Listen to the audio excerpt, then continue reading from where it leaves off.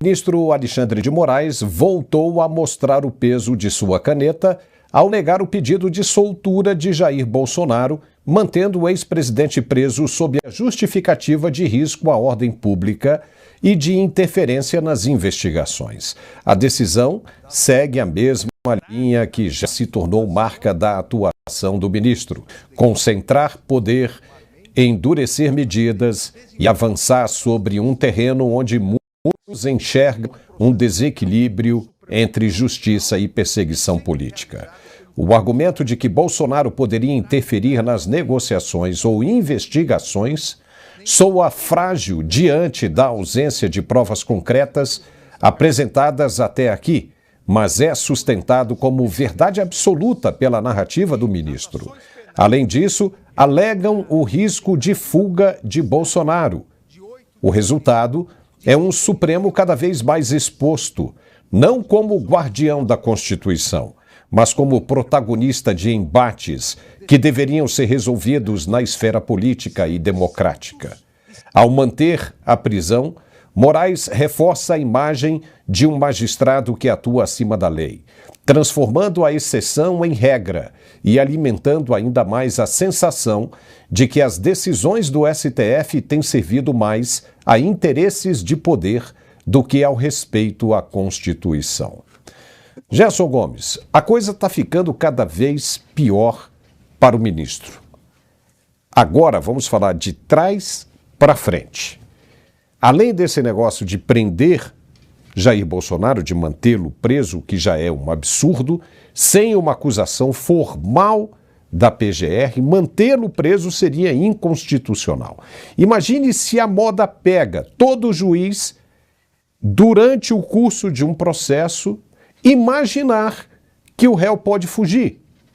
Então ele vai e decreta a prisão preventiva daquele réu, levando-se em consideração que Bolsonaro já está com tornozeleira eletrônica. Você tem um monte de gente saindo por aí com tornozeleira eletrônica. O fato de você dizer que ele corre o risco, aliás, se corre o risco de Bolsonaro fugir, é a mesma coisa de você dizer que essas tornozeleiras não adiantam em nada. Então esse é um ponto. Agora nós temos um agravante, o caso da americana Flávia Magalhães, que você conhece muito bem. Agora se descobriu, pelo menos é o que se está dizendo, a Flávia Magalhães falou bastante sobre isso hoje em diversos veículos de comunicação alternativo, que o ministro havia mandado um policial federal disfarçado para acompanhar os passos dela nos Estados Unidos com a missão de sequestrá-la e trazê-la para o Brasil. Gerson, você pode dizer se isso é verdade ou não. O policial seria esse que você está vendo aí de boné, acompanhando uma manifestação, Gerson, onde você também esteve nessa manifestação. Eu gostaria que você falasse um pouco mais sobre isso, Gerson. Pois é, Paulo. Como você falou, eu talvez tenha o privilégio de conhecer esse caso da Flávia desde o início, porque eu estava em Israel, por coincidência, até conectando com o nosso primeiro tema da pauta, estava em Israel quando a Flávia me ligou. Ela, na verdade, mandou uma mensagem dizendo: olha, eu estou voltando do Brasil às pressas porque eu fui fazer um tratamento dentário e quando fui ingressar no Brasil, a Polícia Federal me parou dizendo que o meu passaporte tinha uma ordem emitida dizendo que esse passaporte estava cancelado e que eu estava respondendo a um processo. E ela nunca soube disso. Por sorte, por bênção, aquele agente ali da Polícia Federal autorizou que ela entrasse com o passaporte americano, como cidadã americana que é, e ela foi rapidamente, nem sei se completou o tratamento, mas voltou rapidamente aos Estados Unidos, onde mora há mais de 20 anos, porque ficou assustada. Eu estava em Israel e fiz uma entrevista com ela, eu e o Fernão Lara Mesquita, e a principal indagação do Fernão Lara Mesquita, muito perspicaz, foi a seguinte: Mas você tem alguma expressão nas redes sociais? Você é alguém famoso? Porque nós sabemos que o ministro Alexandre de Moraes retirou os passaportes do Paulo Figueiredo, do Rodrigo Constantino. À época, o Rodrigo ainda estava com seus inquéritos, com todas as suas contas bancárias, contas com as redes sociais bloqueadas. Mas você, o Alan dos Santos, nós sabemos que o Alan dos Santos tem sido alvo de perseguição e de obstinada, tentando que ele seja extraditado. Mas você é uma pessoa normal, alguém que lutou 20 e poucos anos aqui, fez faxina, trabalhou para instalação de internet, subindo em poste. Por que você foi alvo? E é interessante, Paulo, que essa foto que você está mostrando não é da manifestação lá em fevereiro, em Fort Lauderdale, onde eu também estava presente por coincidência, e que sim, um agente da Polícia Federal, agora se sabe, porque o seu advogado teve acesso finalmente aos autos e descobriu que havia uma ordem de prisão que foi assinada em dezembro. Ou seja, logo depois que ela fez a entrevista comigo e com o Fernão Lara Mesquita, o ministro Alexandre de Moraes ficou revoltado, mandou expedir uma ordem de prisão. E essa ordem de prisão acabou se consubstanciando numa articulação da Polícia Federal com os órgãos, à época, ainda no governo Biden, mas à época em Miami, e ela passou a ser seguida. E disse que essa ordem de prisão tentaria ser executada em território americano. Mas essa foto que você mostra não é de lá de Fort Lauderdale, é de Washington. Esse dia eu estava presente, cobrindo a manifestação que seria feita, na verdade, uma grande reunião, uma manifestação de parlamentares brasileiros na Comissão de Direitos Humanos. E por uma ação do governo brasileiro, que fez uma articulação diplomática, essa audiência pública foi cancelada. Então, nós fomos para o Triangle, que é uma área ali nobre, em frente ali ao Capitólio, para uma entrevista, e vários dos parlamentares brasileiros fizeram essa entrevista, e nessa foto aparece, eu estou aí abaixo, né? E à minha direita, nesse círculo vermelho, está, segundo as denúncias que foram feitas lá nos Estados Unidos, inclusive que estão publicadas hoje pela IES Brasil, hoje nas redes sociais, esse aí é o agente da Polícia Federal que estava ali infiltrado conosco ali na manifestação. E que também esteve, inclusive, se matriculando num curso de uma das dirigentes da IES Brasil para se aproximar, para entender. Então você veja que o pagador de impostos, Paulo, brasileiro, estava sustentando uma perseguição que eu já vi sendo reproduzida em outros países. Veja que o ministro Alexandre de Moraes também fez contatos com a Polícia Federal para ir atrás dos brasileiros que estão na Argentina, os exilados. Nós tivemos o caso, um dos brasileiros, inclusive, perdeu o emprego porque houve agentes que foram atrás dos brasileiros que estão exilados na Argentina. Da mesma forma aconteceu com Tagliaferro, e até por que não dizer com a Carla Zambelli, o próprio Oswaldo Eustáquio na Espanha, há um movimento obstinado do ministro Alexandre de Moraes de perseguir aqueles que estão no exílio. E ele faz isso atropelando as leis internacionais, Paulo. E eu fecho esse meu comentário para você dizendo o seguinte: eu te mandei um documento do FBI, esse documento do FBI, ele nos mostra que é um crime aqui nos Estados Unidos, é quando agentes de países, ou seja, de ações de nações estrangeiras, fazem a perseguição a cidadãos americanos ou residentes permanentes e até mesmo turistas quando estão em solo americano. Por quê? Porque isso os chineses fazem aqui com a comunidade chinesa. Isso vários países, os cubanos fizeram, os nicaragüenses fizeram. Isso é uma prática comum. Os venezuelanos fizeram. E agora os brasileiros começam a ser conhecidos como um país que vai atrás dos seus cidadãos e avança e atropela as leis dos Estados Unidos para promover a perseguição política, Paulo. O único problema é que Flávia Magalhães agora é cidadã americana. E a partir do momento em que você investe em cima de um cidadão americano, você está investindo em cima de um país inteiro.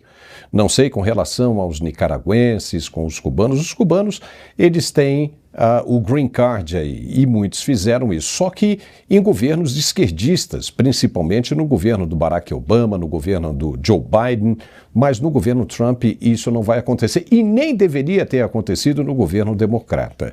Então, pelo que foi dito hoje pela Flávia Magalhães, pelo que ela está dizendo o tempo todo, toda a prova do que está acontecendo com ela, ou seja, a ordem de prisão e essa articulação para sequestrá-la em território americano, está agora em poder de Marco Rubio, que é o secretário de Estado americano. E eles estão tomando toda a providência, ou seja, o advogado dela, que é um brasileiro que atua nos Estados Unidos, está tratando disso junto às autoridades americanas, e isso pode representar, uma pá de cal em cima das ações do ministro. Mas eu queria falar também sobre o que aconteceu no fim de semana, Gerson. Além disso, do documento que você mandou, na sexta-feira nós conversamos que o fim de semana seria realmente muito cheio, e verdadeiramente foi.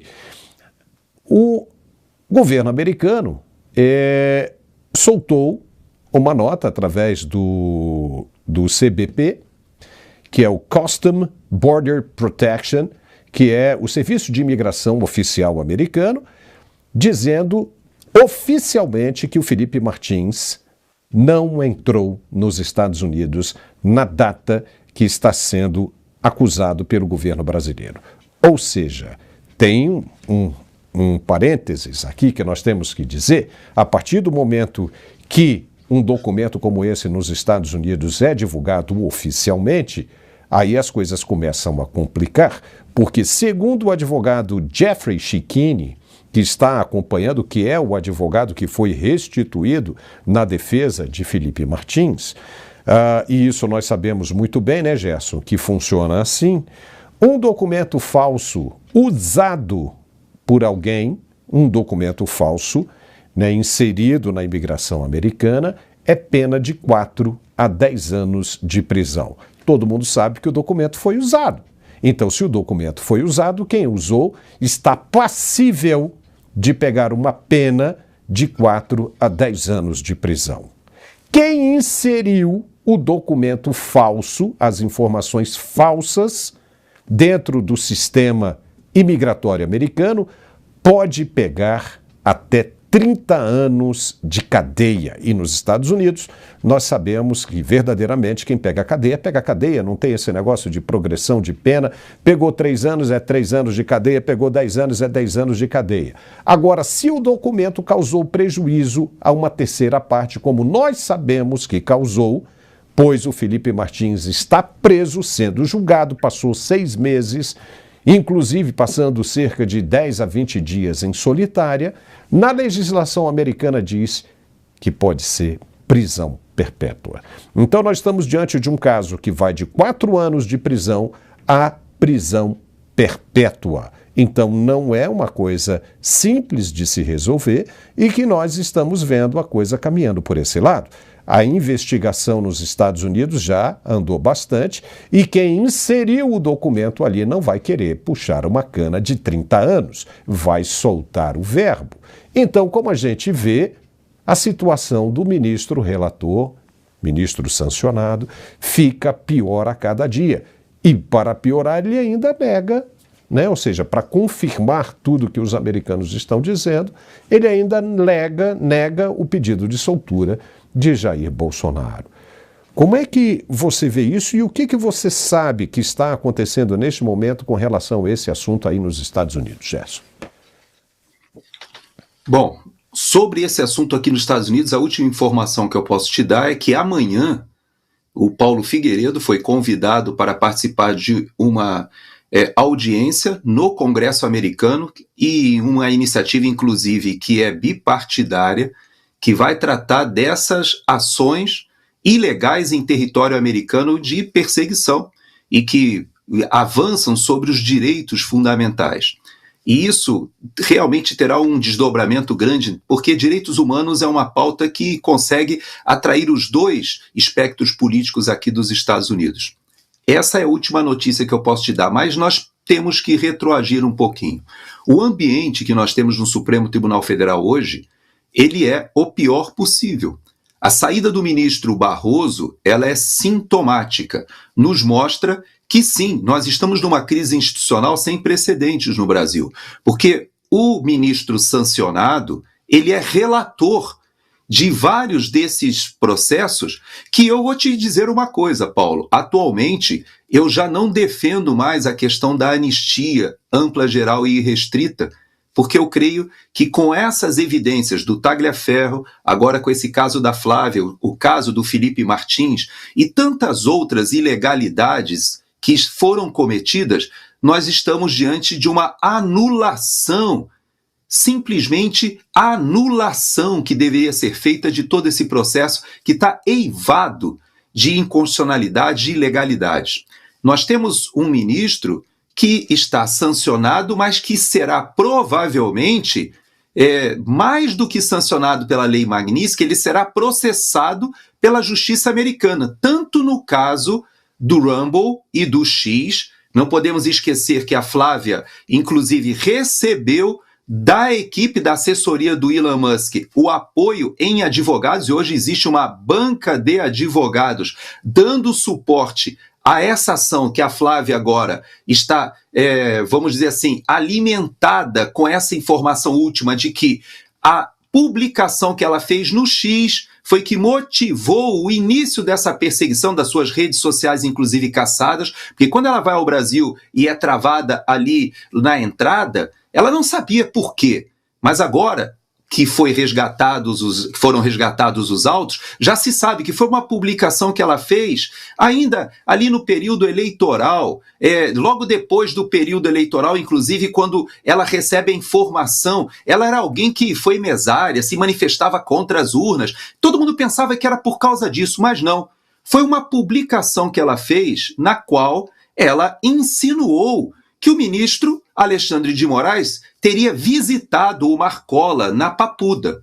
Essa acusação que ela fez, e que nós vimos nas redes sociais muita gente falando que o Marcola sai de Rondônia, vai para Brasília como um dos primeiros atos do atual governo, e que o ministro Alexandre de Moraes teria ido a Papuda e encontrado o Marcola. Ela fez essa publicação, que talvez seja inclusive inverídica, não sabemos, mas em vez de ser acionada, ou de ser processada, ou até mesmo de ser, de alguma maneira, contestada, não. Ela passou a ser perseguida.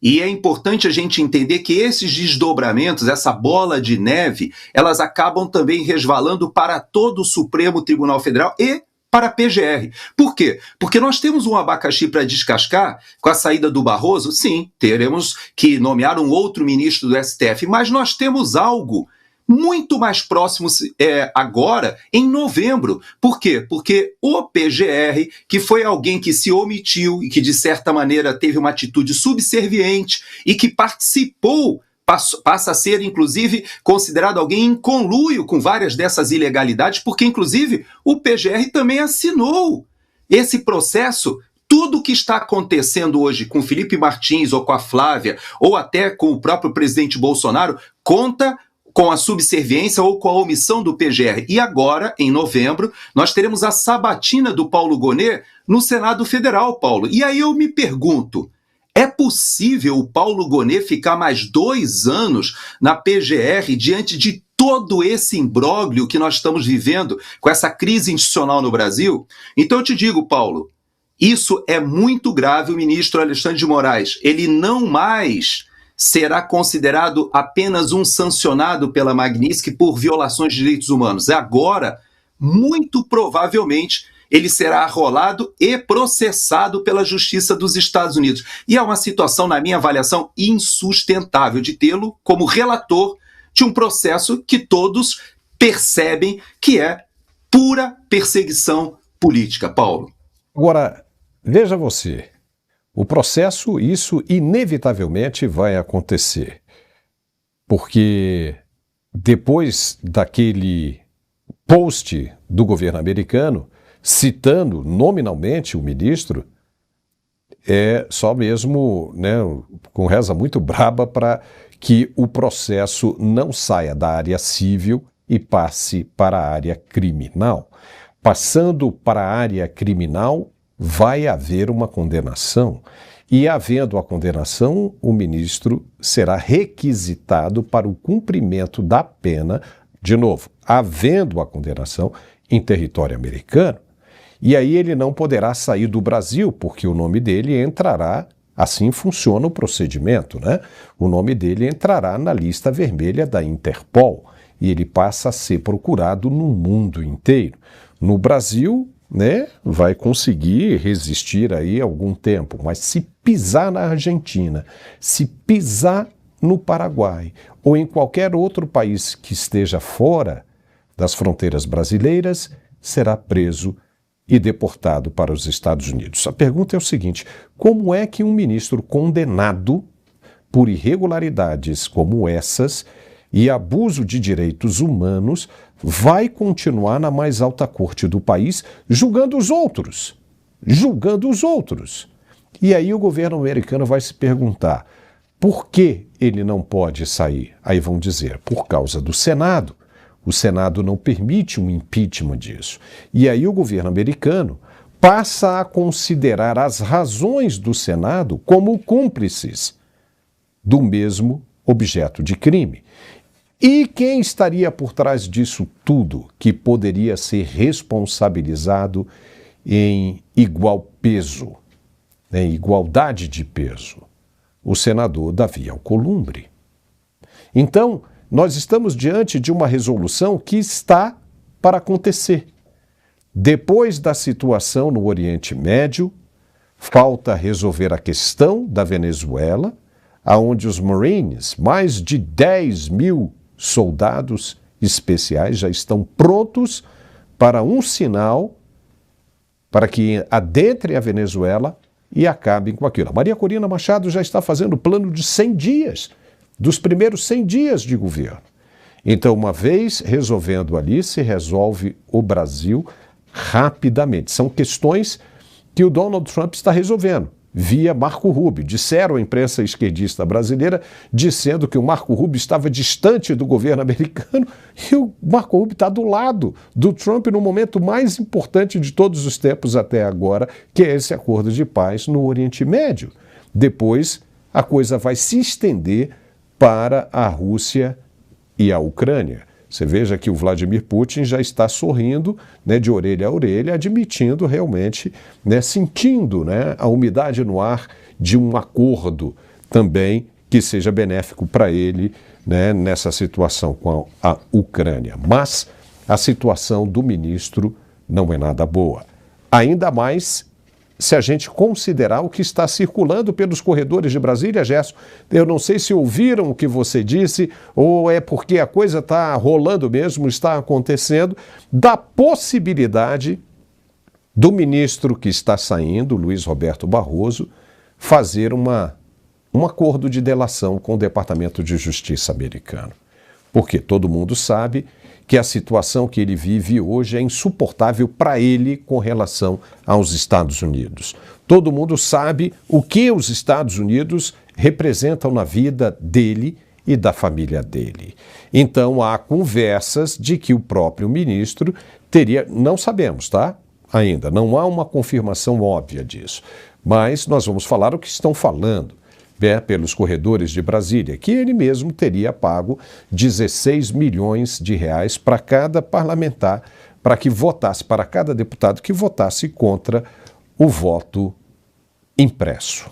Ok? Então isso está sendo dito dentro do Congresso Nacional, as conversas estão ganhando força e muito provavelmente virão à tona muito em breve. Então, é uma situação complicada para o ministro. É complicado para o outro que saiu, que ainda pode responder, mas, de novo, é aquela história, quem não é visto não é lembrado. E o ministro que está sancionado está tipo um kamikaze, né? Ele vai cada vez mais fundo. Sendo que, se ele fizesse como o outro, poderia salvar alguma coisa. Mas não, né, Gerson? Parece que está, né, realmente descontrolado. O que você acha? O ministro Alexandre de Moraes, eu já fiz essa comparação outras vezes ali do Globo da Morte, do circo, eu também fiz outra comparação, ainda quando eu estava na Jovem Pan, que outro dia alguém me mandou lembrando, que é comparando o aeroporto de Congonhas e Congonhas e Santos Dumont.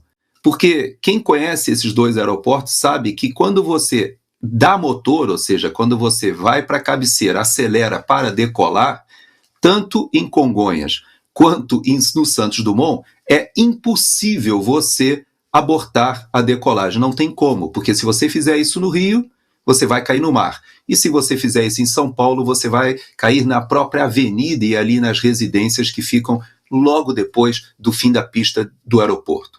Como nós já vimos, inclusive, no acidente alguns anos atrás. Então, o que nós vemos na atitude do ministro Barroso de sair de cena não funcionaria com o ministro Alexandre de Moraes. Ele atualmente ele sabe que assim que ele demonstrar qualquer fraqueza, aquilo será interpretado como um momento em que ele será chamado à responsabilidade e terá que responder por seus crimes. Eu não sei se o ministro Barroso conseguiu realmente se livrar. Não sei se é verdade que aquele meu sonho que eu compartilhei no nosso último programa, de que ele poderia vir a fazer um acordo para restabelecer a sua vida aqui nos Estados Unidos, entregando os bastidores do que acontece ali na Suprema Corte Brasileira. Hoje a gente já sabe que a Polícia Federal encontrou indícios no STJ de tráfico de influência, a gente viu isso acontecendo essa semana, a gente vê essa CPMI do INSS que começa a avançar sobre autoridades políticas grandes. Então, a corrupção sistêmica no Brasil, desde a Lava Jato, é algo que a gente vem convivendo e me incomoda muito que a gente vem convivendo com uma certa naturalidade, viu, Paulo? Mas, de certa forma, eu acredito que o ministro Alexandre de Moraes, ele não tem saída. Ele será, sim, responsabilizado. Ele é o vice-presidente hoje do Supremo Tribunal Federal, teoricamente assumiria daqui a algum tempo a própria presidência, mas eu não acredito sequer que ele tenha condições de permanecer agora. Esse impeachment do Senado, que já deveria ter sido, pelo menos, endereçado, pelo menos deveria ter sido acolhido para que o afastasse do Supremo Tribunal Federal durante as investigações, que esse é o trâmite normal. Se não acontece é porque o Senado Federal hoje não é um Senado que nos representa. Teremos eleição de 2/3 de renovação, é verdade. Mas eu te pergunto, Paulo, será que o Brasil aguenta até as eleições de 2026 com o ministro sancionado e agora provavelmente investigado aqui criminalmente nos Estados Unidos, e até mesmo com todas as denúncias do Tagliaferro, da Vaza Toga, de tudo isso que a gente já sabe hoje das irregularidades, das ilegalidades, das inconstitucionalidades que foram cometidas, que são crimes de responsabilidade do ministro Alexandre de Moraes? Eu digo para você, eu acho que ele não teria mais condições sequer de estar conduzindo esse julgamento, que agora vai chamar outras turmas, porque é um relator suspeito. E, no mínimo, é um relator que já demonstrou falta de equilíbrio, já demonstrou desde aquele dia que em Brasília, aí na tua cidade, Paulo, ele naquele evento que aconteceu, promovido pelo um simpósio do STF, ele disse, ainda tem muita gente para prender e muita multa para aplicar, falando isso aos risos ao lado do Toffoli, semanas antes do 8 de janeiro. É alguém que já demonstrou que não poderia estar conduzindo esses processos, Paulo. Vamos ver se o Brasil aguenta Alexandre de Moraes até as eleições do ano que vem. Eu acredito que não. Gerson, chegamos ao final aqui do nosso programa, né? Muito bacana, a gente até estendeu um pouco mais, porque os assuntos de hoje, né, pediam. Mas muitíssimo obrigado, até sexta-feira, com toda certeza a gente deve ter muito mais. Obrigado, viu, Gerson? E até sexta-feira. Até sexta, se Deus quiser.